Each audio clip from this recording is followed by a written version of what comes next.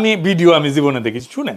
BNP বিশেষ করে এই নির্বাচনে ক্যান্ডিডেট সিলেক্ট করার আগে পাঁচটা সার্ভে করেছে, পাঁচটা সার্ভে জরিপ করেছে।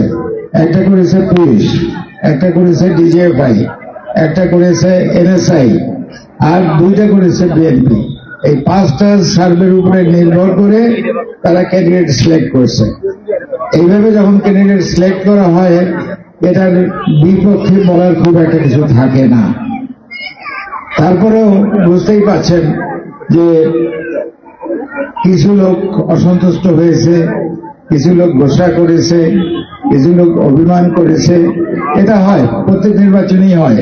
তো এটার ব্যাপারেও আমি খুব সিরিয়াসলি কিছু ভাবছি না, আপনাদেরও ভাবের কথা বলছি না। এই জন্য যে আমাদের নেতা জনাব তারেক রহমান, উনি অত্যন্ত দূরদর্শী এবং জ্ঞানী, বুদ্ধিমান পলিটিশিয়ান। ওনার হাতে বহু কারিশমা আছে, উনি এটা সেটেল করবেন। বিএনপি বিশেষ করে